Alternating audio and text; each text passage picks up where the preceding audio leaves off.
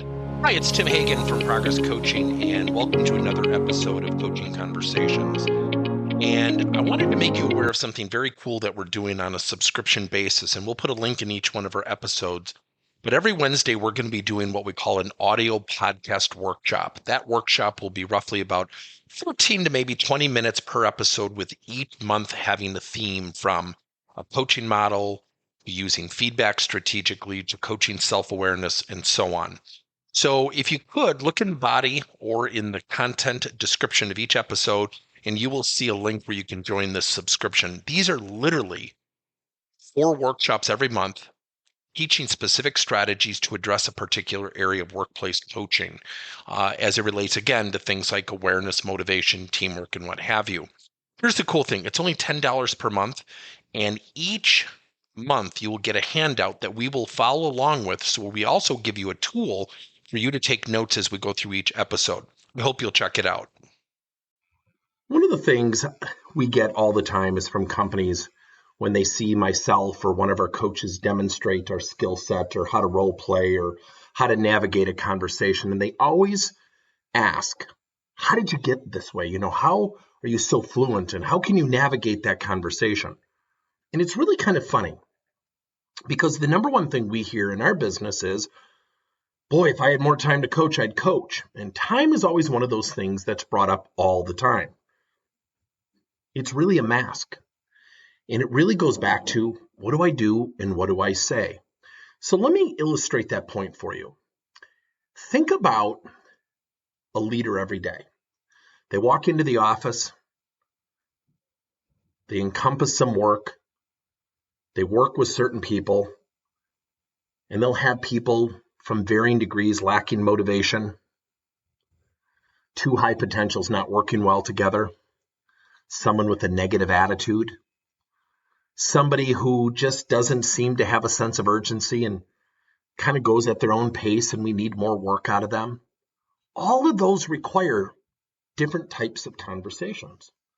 Now, on the flip side, I think every leader would love it if we could go up to someone who is lacking a positive attitude and say, be positive, or someone who's lacking motivation and say, geez, would you just become more motivated? Or the 2 people who don't work well together, would you 2 just get along and it actually worked? Wouldn't that be awesome? Now, I know that's sarcastic, but that's what leaders go through every single day.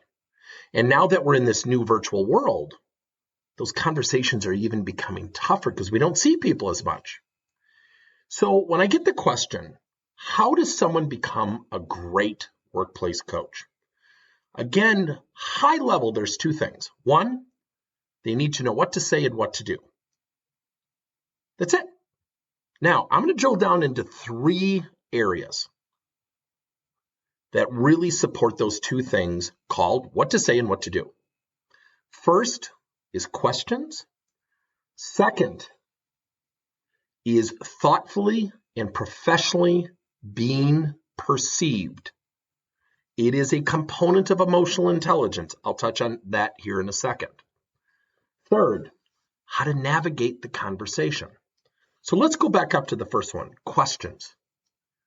So often, if we have someone who's negative, what do? We tell them not to be negative. See, we tend to want to correct and fix what we see as wrong. Yet, what if we got that employee to look at things from a different perspective? And what if we use something called a self-actualized question, such as, what are you going to do to positively get back to that other person? What are you going to do to positively accept the change being bestowed upon you? Now, often when I coach and I work with people, it's one of the top questions I use because it's so simple. It's a what question plus a success imperative. Now, let's say we have someone who's really lacking motivation. What if we had a conversation using a question such as a rating question, such as, Charlie, on a scale of 1 to 6, 6, you are highly motivated. You know exactly what you want to do. You know exactly where you're going and what you need to do to get there. And 1, you're a little unsure of yourself and you're a little bit choppy in that understanding. Where would you rate yourself? Now, what if Charlie says a 2? And I say, wow, that's cool. Thanks for sharing that with me. Why a 2? I don't know what I want to do. I know what I'm doing right now is not what I really love. That's a different conversation than someone who says, I'm about a 4 or 5. And you say, oh, why a 4 or 5? It's okay. It's a job. I don't have any big career aspirations of, moving up in the company. I just want to do my job and go home. Both of those elicited different responses using the different type of questions, meaning the rating question gave you 2 different types of responses. Now, with that being said, you can react differently in each one. So the first one, we could say, well, what do we need to do together to move you in a direction of a 6 versus someone who's saying a 4 or 5 and they just want to do their job?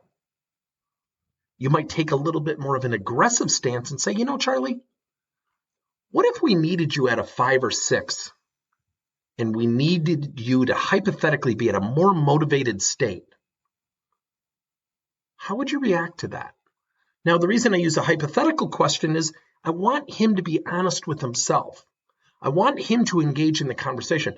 I don't want to start attacking him, because if I attack him, he's going to shut down. That's the simplicity of how you use questions. Now, let's say that conversation continued and the person just kept saying, I just want to do my job and go home.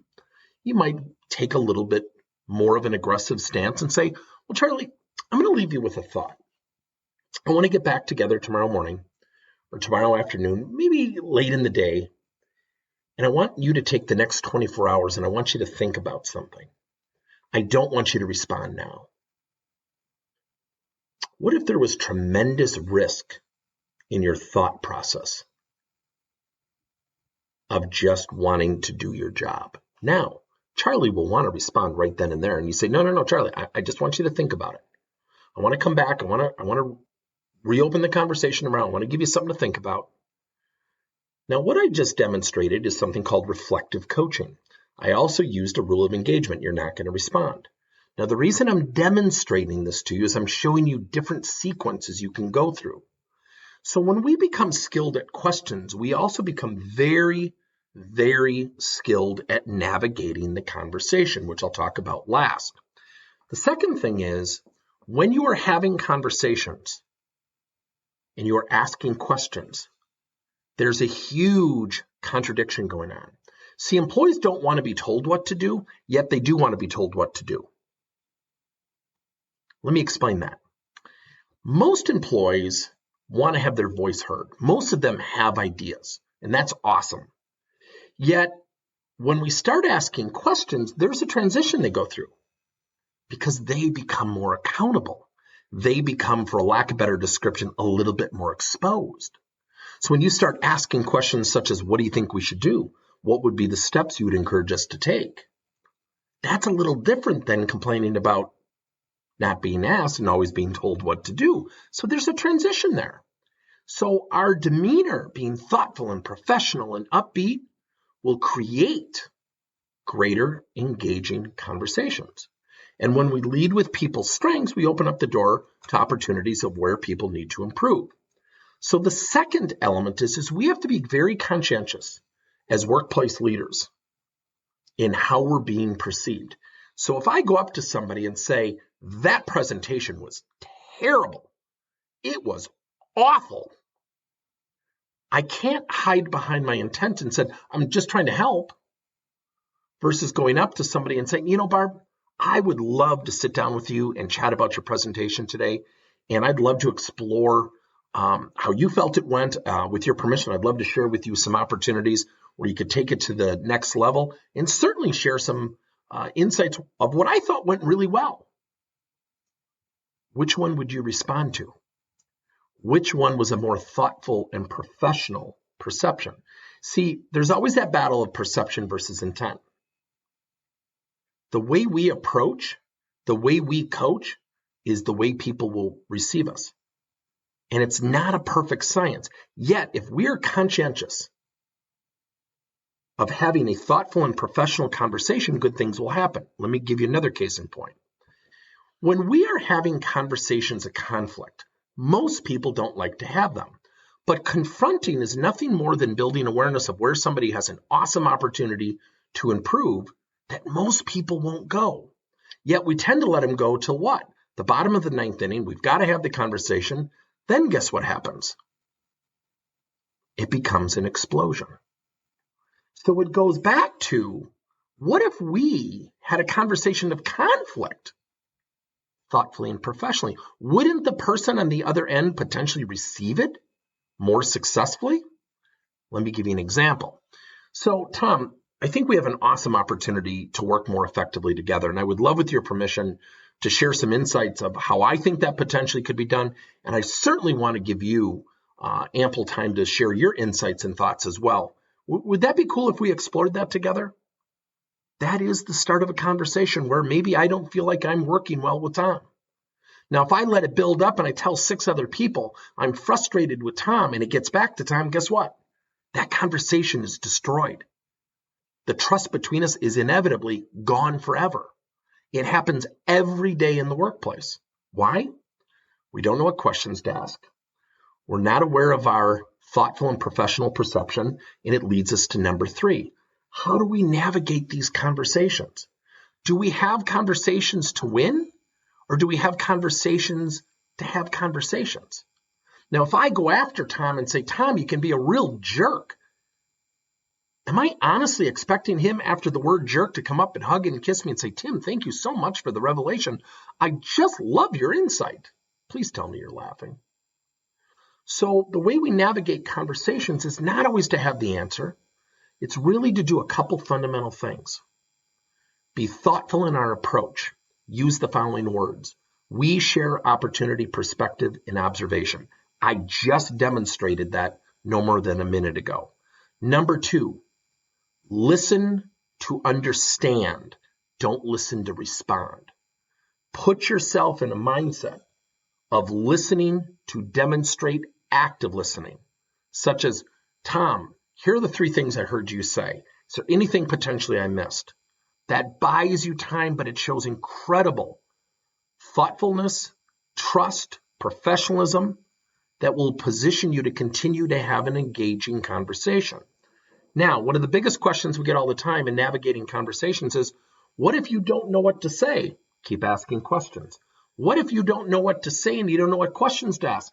Tell them, I don't know where to take this. Let's get back together next week. This has really been a great conversation up to this point. I kind of want to just digest my notes. That's called thoughtfulness. You don't want to fake it.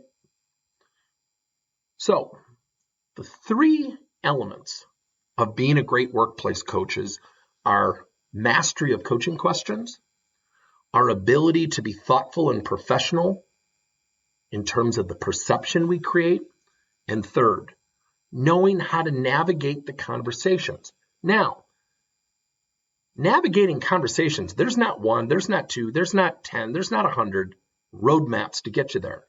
There are thousands. We are dealing with people. We cannot predict how people are going to behave and respond. So the navigation is staying in the moment, demonstrating active listening, listening to understand, not to respond, being authentic, being honest, thinking about more questions to ask when you don't know where to take things. That's okay. This is not called perfection. It is called conversations. So the key elements that managers need to work on are what to say and what to do. If we think about that in the context of asking questions, which builds great insight to how people can see themselves, and it builds great self-awareness. If we are thoughtful in perception, we erode the behavioral interpretation.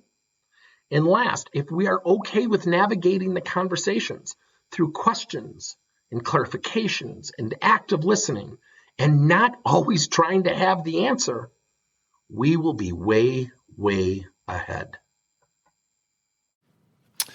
Thank you for listening to another episode of Coaching Conversations by Tim Hagen and Progress Coaching.